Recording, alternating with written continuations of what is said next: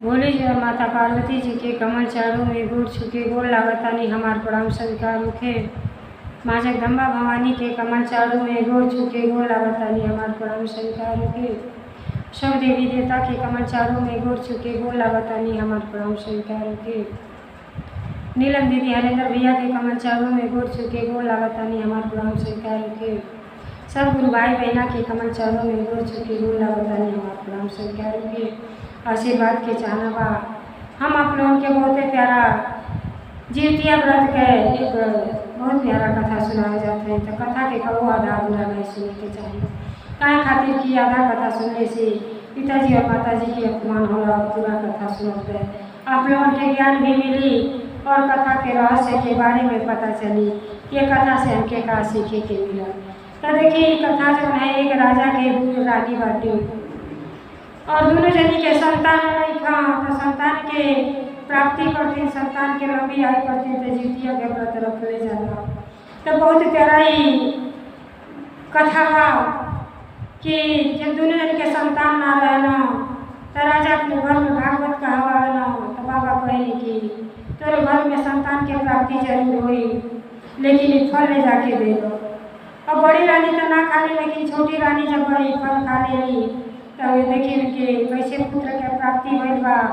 लेकिन उनका सौतेली जो बाड़ी उनके साथी कितना अत्याचार हुए बाड़ी कि पुत्र के कैसे हत्या कर देली। कथा के पूरा पूरा सुनता उनके आनंद आ जाए। कथा हमारा बड़ा पूर्ण के अच्छा लगे तो कमेंट में बोले जय माता पार्वती जी। जुगवर्धन महाराज का नाम जरूर सभी लिखो। काय खातिर के नाम लेने को सुनने से सब दुख के निवारण हो जाएगा। कहा जा कथा के विलंब न करते हुए कथा के आरंभ कर जाओ। आप लोग सुने करते तैयार हो जाए। एक राज्य में एक राजा रहना। एक राज्य में राजा रहना तो राजा के देखी पहले जमाना में राजा लोग के कई गो पत्नियां रहती होंगी। तो जब पहला बियाह करना तो उनके कौन संतान ना रहा बाल बच्चे जब ना भइले तो ही घर की वही से लगता ना हुई राजा साहब दूसर बियाह कर। तो राजा साहब दूसर बियाह कर या दूसर की पत्नी आईली तो उन लोग के कुछ दिन के समय बीत गई और घर में बालक ना भइल।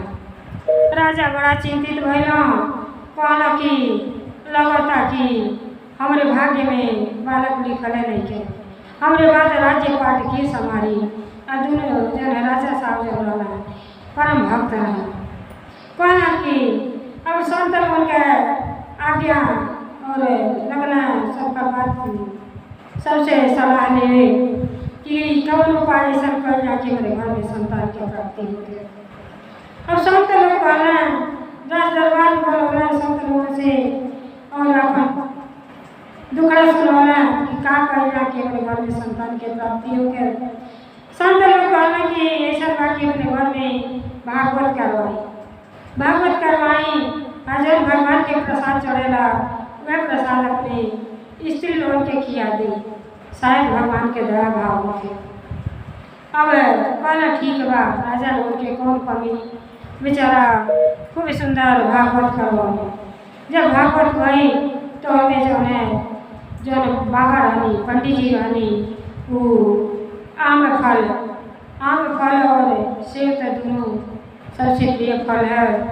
आम फल उठौना और कहना कि ले जाई ये आम दोनों पत्नी के अपने के को खिया दे। अब राजा साहब ले गए ना तो जो है चेरी जो घर के झाड़ू पोछा वाली रहेगी वही के दे दिया कहना ले जा दोनों रानी के दे दिया लोग खा लिया। अब वो ले गई तक आ गई। अब बड़की रानी छोटकी रानी से बड़ा जलन करती रही क्या कहती कि वही पूजा पाठ कर कही कि हमारे ना संतान भर तक आदमी छोड़िया के लिए से इनके संतान हो जाए इन्हों के कुछ ना हो। तो क्या कहली हम कहली कि चिड़िया की दोनों जनी के खाए करते आई देने वाली राजा साहब। तो कहली कि इनके हम देखो इनके ना दे का कहली ना कने खैली आना रानी के दे देली चिड़िया को कभी के ले जाई हम सामने खा के आ कुछ जौन बा उसी में फेंक दो कबाड़े में। अब वही जो है राजा साहब छोटी रानी से बतौले रहा कि भागवत करता नहीं ये मेरा प्रसाद आए थे खा लियो आओ खैले से संतान के प्राप्ति हुई। तो रानी कहली कि हमके कुछ और मिली तो हम खा ले कहाँ खातिर कि हमें तो संतान चाहिए तो चाहिए। अब बेचारी जब घर में गई तो पता चला कहली कि फलवा आया था ये दीदी कहाँ धरी हो कहली फलवा आया तो फलवा तो उनके खा के रवा दे दी। बेचारी के मन में बड़ा दुख भई कि जब पूजा पर से उठल जाला तब प्रसाद के जरूर ग्रहण कर जाला। तब बेचारी अब बड़ा चिंता में पड़ली कि आज दादा ना बना जग गई तनी सा प्रसादी मुँह में डाले के ना तब गईली कहली कि कहाँ फेंकली है नौकरनिया से पूछली तो वो बेचारी ले आके कबाड़ी में ले आ बेचारी वह कुसली ले आके आ धो डाके वही में से प्रसाद समझ के खा ली। तो देखिए भगवान का महिमा केहू न जानेला जेकरे दिल में सब श्रद्धा प्रेम और विश्वास बा ओकर काम तो भगवान तुरंत करेला। भगत के बस में है भगवान जेके श्रद्धा दिल में होके के चाहिए अभिमान कबू ना करे के चाहिए। बेचारी बड़ी घर कुसली ले ली आओ के धो धाके आ खा लेली आ खैले के बाद जब है कुसली फेंक दे। अब का कहली कहली नाई कुसली का कहली ये प्रसाद है जुटिया में ना डाले के चाहिए अपने बगीचा में ले जाके कुसली गाड़ देली। बगीचा में कुसली गाड़ देली और आना जो है कुसली चलली तो देखी भगवान के दया से भोले जी के दया से जगन्नाथ महाराज के दया से उनके घर भराई गई। और जब घर भराई गई तब बेचारी राजा साहब के खबर गई कि छोटी रानी माँ बने वाली बाटी। छोटी रानी माँ बने वाली बाड़ी। जब राजा सुनली तो अति प्रसन्न भैली काहे से कि 2 पंत बीती गई और 3रा पन में राजा साहब के जौन है ये खबर सुने के मिलल। अब पूरा राज्य के लोग बड़ा खुशहाल भइल कि कम से कम घर में राजा के जगह वारिस आवे वाला बना राजपाट संभाले वाला आवे वाला बना। तो राजा के बहुत खुशी भइल। लेकिन जब सौतेली पहल की जब रहली उनके खुशी ना भई कहली कि जब हमरे ना भइल तो इनके कैसे हुई उनसे बड़ा ईर्ष्या कर। लेकिन बेचारी अपन भक्ति भाव कर कहे कि हे पिताजी हमरे पुत्र के रक्षा करब हमरे पुत्र के रक्षा करब। अब बीतत समय के देर ना लगेला। जब 9 महीना हो गई तब बड़ा चिंता में रहे कि इतना ईर्ष्या करेली हमार लड़का होई तो कैसे होई के संभारी। तो राजा साहब से कहली कि देखी दीदी के बड़ा तकलीफ होला तो मान ली हमार उस समय आई तो के हमारे आगे पीछे रही। तो राजा साहब कहली कि तू चिंता न कर तो कि जब ऐसा होई तो हमके फोन जन है हम एगो घंटी टांग देता घंटी जब बजेबू तो हम तुरंत आ जाए। तो राजा रानी कहली ठीक बा।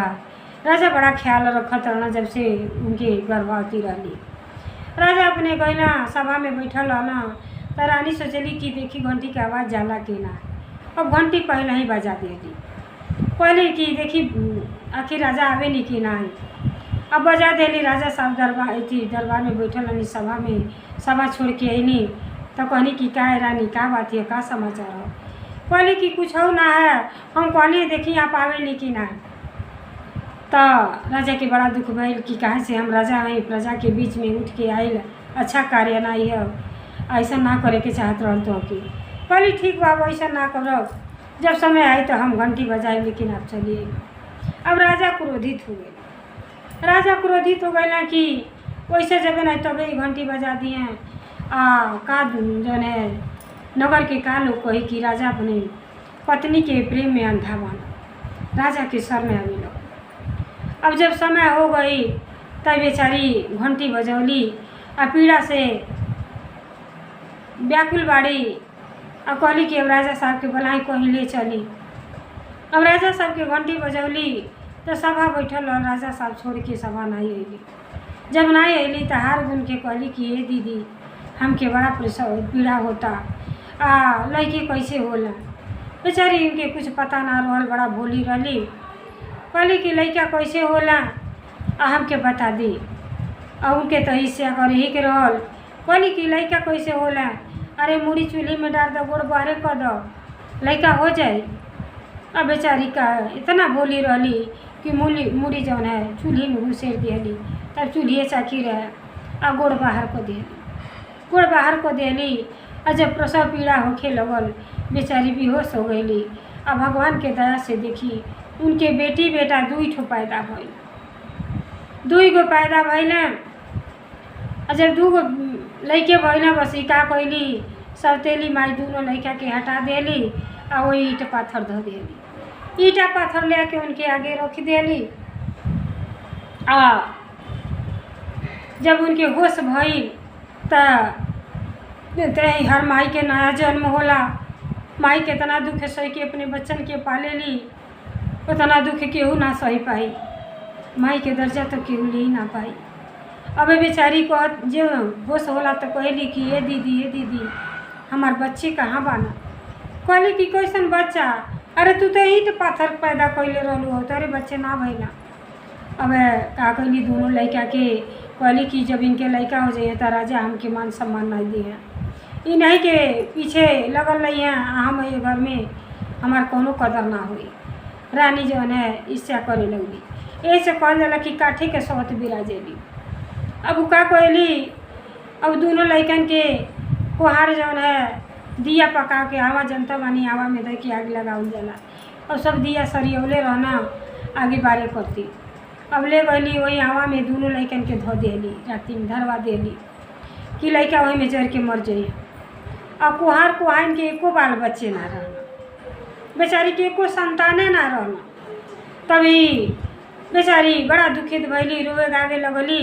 तो राजा अइले तो कहना चुपा जा। राजो के ज्ञान ना रहल कि का करबू, विधाता के ये मर्जून रहल। जब ईटे पत्थर भगवान देले तो का करबू, संतोष करब। बेचारी पागल हो गईली। बेचारी घरे ना रहें, जाके बगीचा में रहें। अपन वह बाग बगीचा के फूल फुलवारी सींचे रखावें, घर के त्याग को देली। आई जब रहली लड़का के आमा में भेजली। आज जब कुहार कुहान लोग आमा में आगी लगावे जाता था, दोनों लड़के खूब खेलता न हुई। देखी जे कि भगवान ना मार पाई और के केहू इंसान ना मार पाई।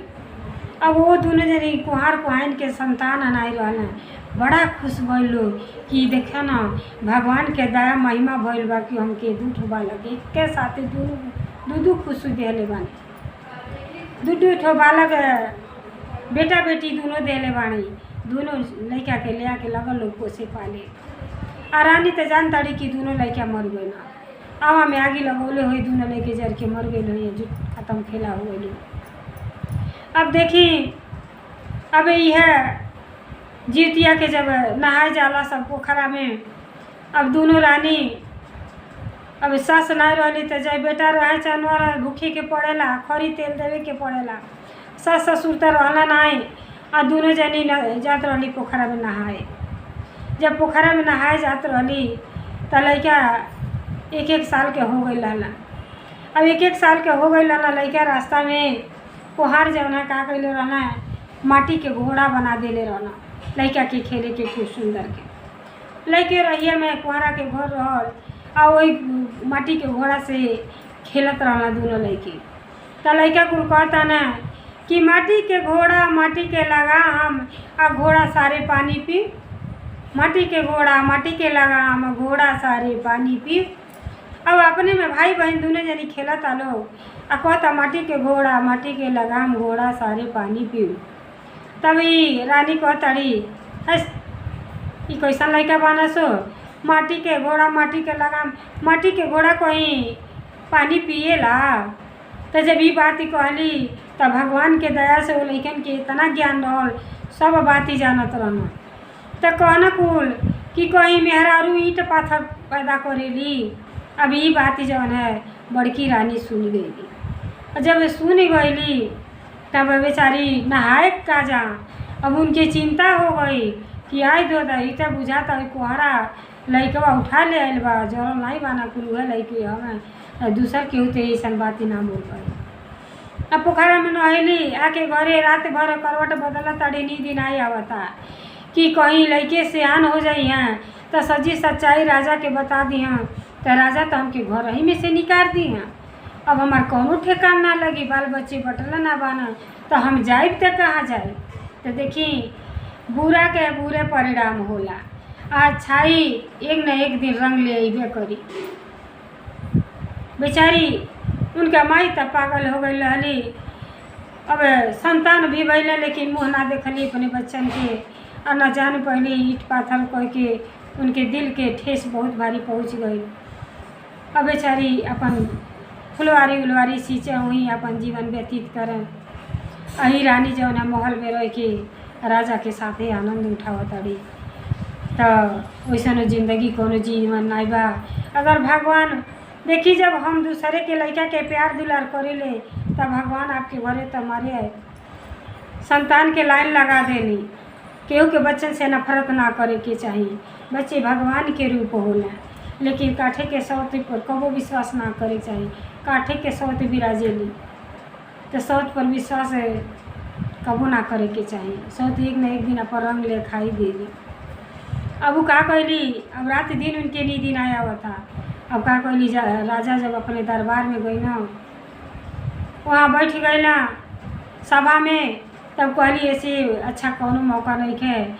अब सब 5 गो जलाद बोलौली, कहली कि आई ऐसन बा कि ये दोनों लड़कन के ले जा अब मार के जंगल में फेंकी दिया, आकर कलेजा ले वो तब हम ठीक उठा मार के फेंक दिया।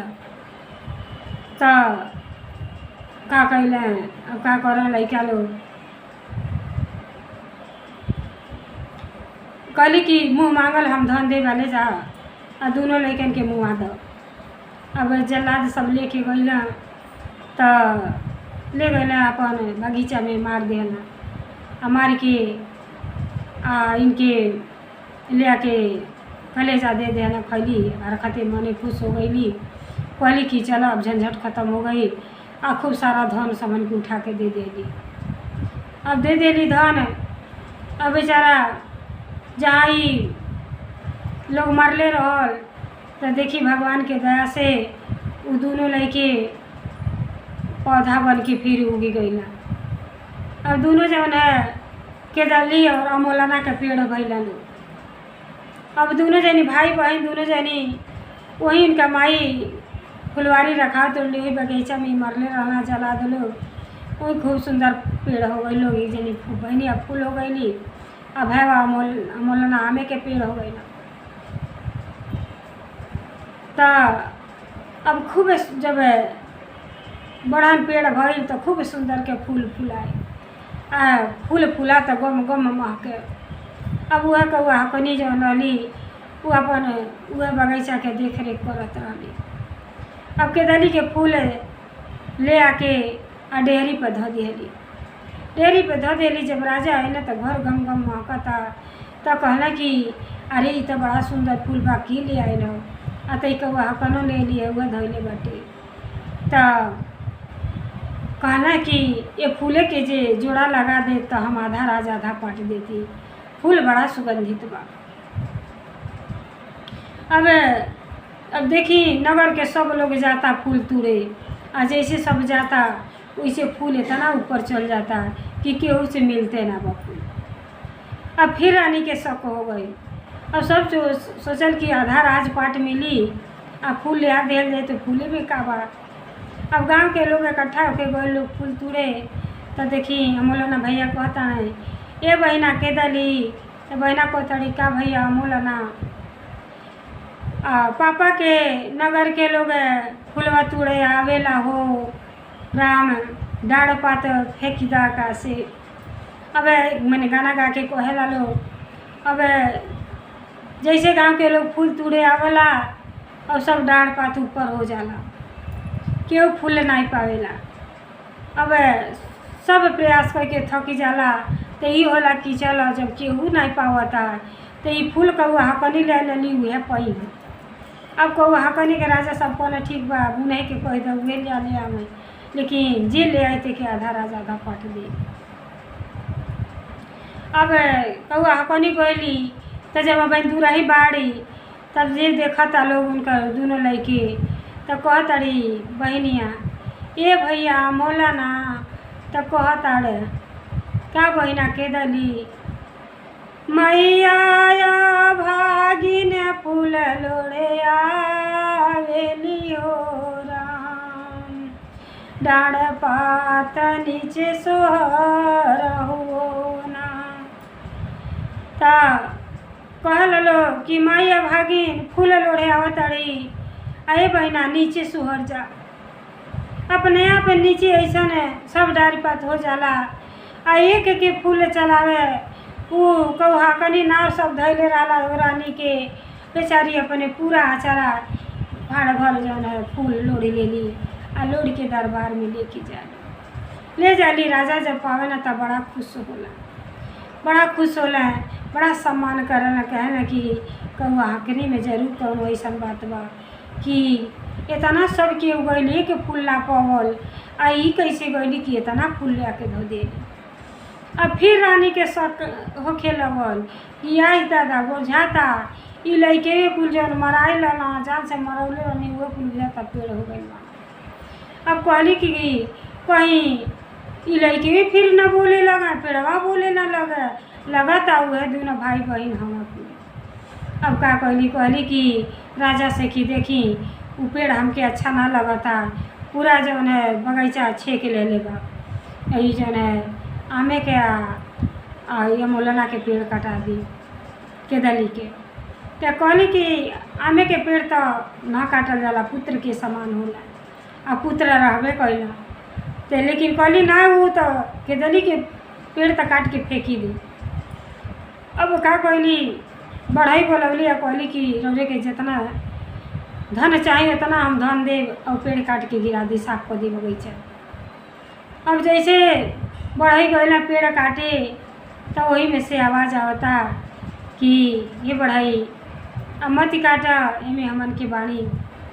जब जैसे शुरू जे उठावे कुल्हाड़ी काटे के ते में से आवाज़ आवे लगे।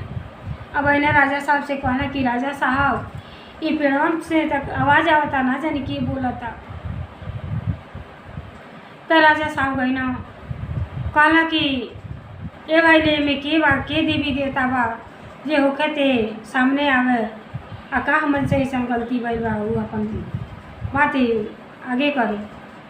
भगवान के दया से देखी अब वही में से मौलाना में से बेटा निकलना, आ के दली बहन दोनों जा भाई बहन अइला और आके कहना कि हम जौन है ये कहू हकनी का बेटा और बेटी है। कहले राजा साहब की कैसे मनाई कि कहू हकनी के तोहन हम बेटी बेटा हो। अब केहू विश्वासे ना करता कि हवा, तो वही में सभा बैठल कि ये पता कैसे चली। तो कहना कि ऐसा बा सबके छाती पर तावा बढ़ा जा, आ जेकरे छाती में से दूध निकल जाई तो मान वही नहीं के पुत्र मानल जाइ। अब का कैलो सब जितना महिला रही सबके छाती पर तावा बन्हा गई, आ तावा छेद के कौआ हकनी के जौन है दूध चुए लगा। भगवान के महिमा परम्पार होला। बेचारी जीवित बंधन के हुए अली और नदी में से नहा के अली तो सब केहू अपने पुत्र के लंबी आयु करती कामना करता है। आ कौआ हकनी बेचारी वही दिने जीवतिया के व्रत भूखल अली कि कहली नहीं औलाद सही तो सास के खरी तेल दे जाला तब वो भूखल जाला। कहली कि काश हमरो लैके भइल रहता तो हम अपने लैकन के लंबी आयु करती व्रत करती। हे भगवान कहीं हम भुलाइल बानी, हमार ना जाने कहिया गोद भर, हमारियो पर दया करी कृपा करी। तो सच्चे दिल से देखी जुत बंधन महाराज से दया भाव मंगली तो देखी वही पेड़े में से दोनों लड़के वही जीतिया के दिने दोनों लड़के सही सलामत निकल के आके राजा के जांघे पर बैठ गई। राजा के जांघे पर बैठ गई ना, और जब दोनों रानी के तावा बनाई तो छोटी रानी के दूध जो है तावा के बाहर से फुफकार निकले लगा। तो अभी कहल कि देख ली सच्चा जो सही बात बा कि कौआ हकनी के दोनों लड़के हम।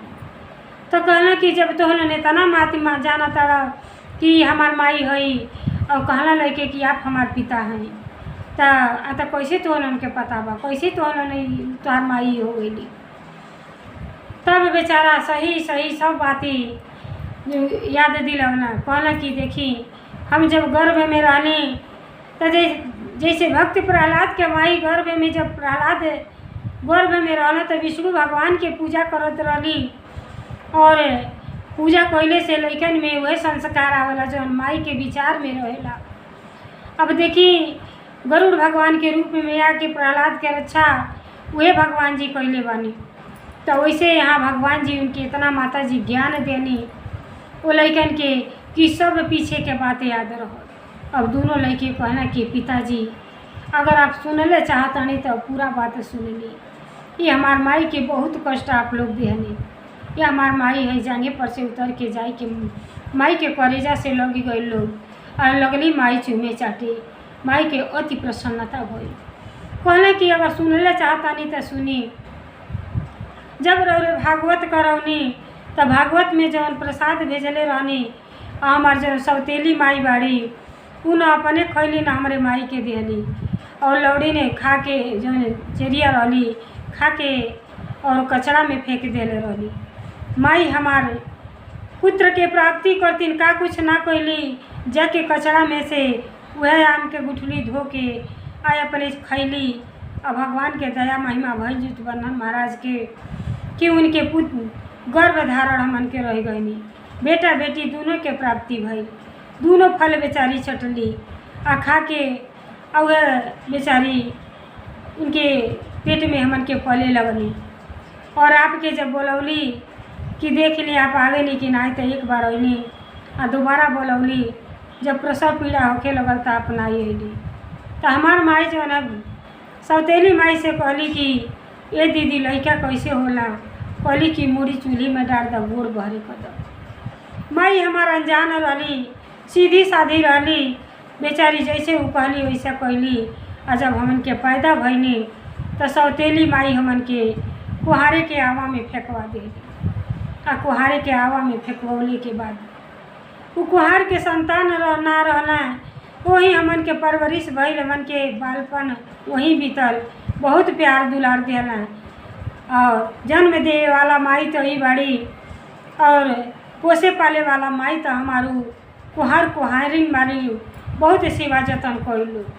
जैसे कृष्ण भगवान के देवकी पल्ली पैदा कैली और जौन है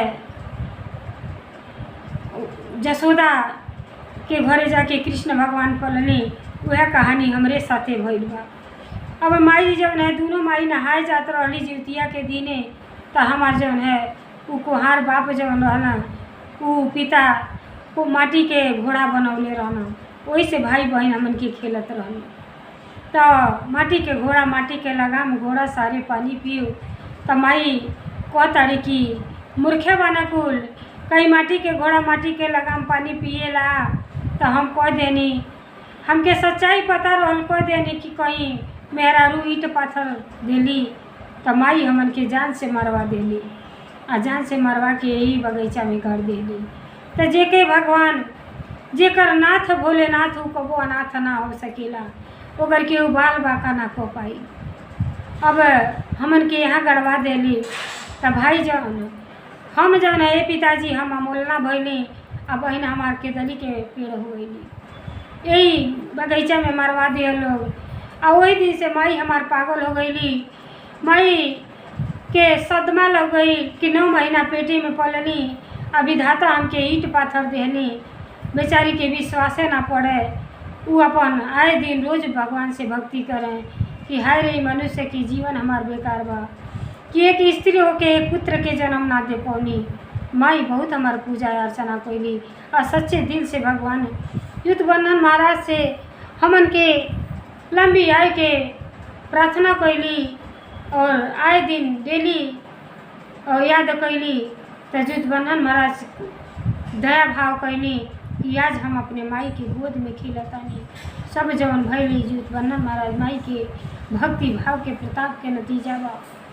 अब सारा सच्चाई बताओ ना तो अहू पर बड़की माई हमन की जड़ से कटावल चली तो देखी तब हमन के कहली कि अब हमन के देखा था माई से भेंट मुलाकात ना हुई। तब हार गुन के हमन के में से बोलेनी आया जे आप जो है पेड़ कटौले से रोक देनी तो आज आपके संतान आपके सामने आ गई ना। जब सारा सच्चाई जन है राजा जब जानला तो राजा के बहुत दुख भइल। रानी के का कैल घर से निकाल दिया बड़की रानी से कहला कि अब तू ये घर में रहे योग्य ना बाटू, औरत के नाम पर कलंक बाड़ू। दुनिया कहेला कि हमरे संतान ना बनो तो केहू के संतान के प्यार दुलार करी। अगर हम बच्चे देखी माई मीठ ना आई बच्चन करती तो खाई मीठ, अगर माई से बेसी ज़्यादा प्यार दुलार केहू देता तो बच्चे वहाँ वो बच्चन के झुकाव हो जाता। तो माई के तो ऐसा होखे के चाहिए आ तू औरत के नाम पर कलंक बाड़ू। राजा साहब जौन है पहली औरत के घर में से निकाल दिया और वही कौआ हकनी के राजपाट भई। कौआ हकनी अपने दोनों बच्चन के लेके महल में अली। राजा साहब उनके सम्मान के साथ महल में और रानी से इतना प्यार दुलार करने रंगी बेटन बेटा से कि घर में आनंद खुशियाँ आ गई। घर जाने किलकारी से गूंज उठा। तो जुटबंधन महाराज के दया भाव से राजा के बेटी बेटा दोनों के सुख मिलल और राजा धन्य हो गईली कि कल के हमन के ना रह जाए तो चिंता नहीं क्यों हमार वारिस आ गइल बाना। अब धूमधाम से छठी बरही वो लैकन के बड़ा सुंदर फंक्शन रचली और पूरा नगर में अपन धन दौलत लुटौली लड़का के खुशी में और प्रेम भाव से रहे लगनी। तो देखी जैसे जुटबंधन महाराज जी वो राजा के घर में खुशियाँ प्रदान कैली वैसे सब गुरु भाई बहना के जे भी अपने पुत्र के लंबी आयु करती जुतिया के व्रत रहे वाला बा तो ओकरे पर सब पर जुटबंधन महाराज के दया कृपा होके। हर हर महादेव हर हर महादेव भोलेनाथ की जय, सच्ची दरबार की जय, जुटबंधन महाराज की जय। देखिए जुतिया के पर्व पर जुटबंधन महाराज के याद करतानी आप सभी वो ये भोले ही जी हैं। भोले जी और माता जी के तो उन्हीं के रूप है जौन रूप में आप भजली वहीं है के पाई। तो अपने पुत्र के लंबी आयु करती सब माई 24 घंटा निरजल व्रत रह के लंबी आयु की कामना करेली। और कौ हकनी कि जौन है उनके बेचारी के मंद बुद्धि हो गल फिर भी अपने बच्चन करती कितना याद भाव कैली भक्ति भाव कैली तो उनके पुत्र फिर वापस मिल गए ना। तो भक्ति में बहुत शक्ति बा। कथा हमारा अगर आप लोगों के अच्छा लगल हुई तो कमेंट जरूर करो सभी।